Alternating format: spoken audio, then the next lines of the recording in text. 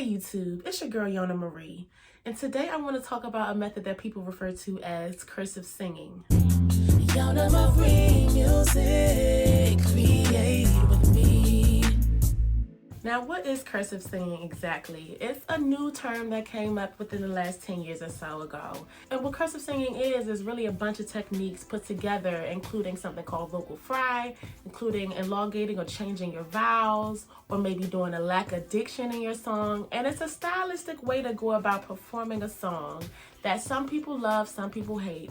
I'm not here to hate on it because I actually think it can be done well if you add your own unique touch to cursive singing. So let's go into the details about where this cursive singing came from, other terms for it, and how you can incorporate it in your creative songwriting and singing. So I did some research and I found that the term cursive singing started popping up around 2010 on social media. People started making fun of it because they found a lot of popular singers like SZA, Georgia Smith was actually using this.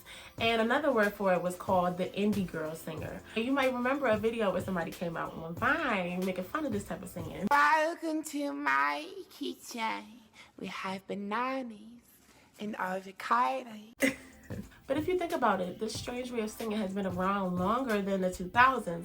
I'm talking early back when Macy Gray was out in the 90s. Singers like Diana Vickers, Kareem Bailey Ray, they all do these stylistic weird things with their songs, which people can call cursive singing. So let's break down each little thing you can find in the technique of cursive singing. So there's a thing called a diphthong, when a word has actually two vowels in it and you really just focus on one vowel. For example, the word light. Now, when anybody sings or says the word light, they'll put the most emphasis on I.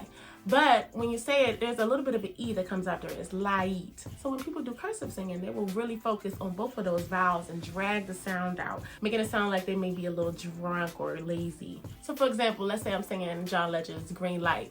If I was to sing it regular and not focus on the diphthong, the both vowels, I would say, give me the green light.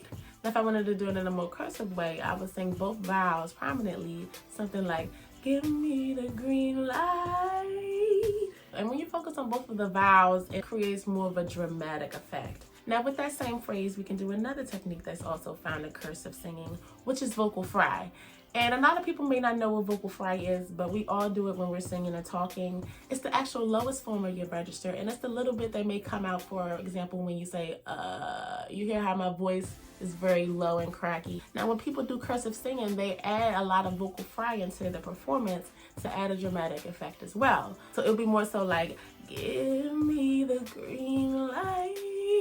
You hear it was like, yeah. And that type of inflection you put in can symbolize you going through an emotional turmoil, you being tired in your lyrical story. It can symbolize so much that can actually enhance your performance in your song. Another popular thing that people do in the cursive singing, and this is the thing that I guess will get the most heat from people that are haters of cursive singing, is the slurred words, the somewhat drunken speech. It would be more like, give me the green light.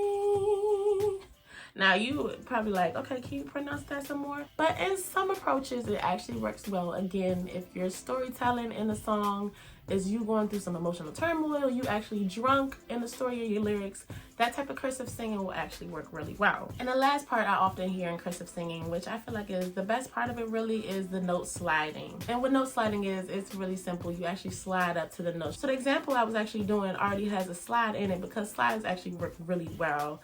If you notice green light, when he goes up to light, it's a little bit of a slide. He doesn't say, give me the green light, it's give me the green light. And when you do that in cursive singing, you may want to emphasize that slide a bit more for the dramatic effect again, because cursive singing is really about the drama. So in a cursive singing style, I might say, give me the green light. Now again, not everybody loves cursive singing, and there is a way that you can overdo it, of course, but I think cursive singing is a very stylistic and successful approach that people are taking these days in more modern music to their singing pop, R&B, soul music, dance music.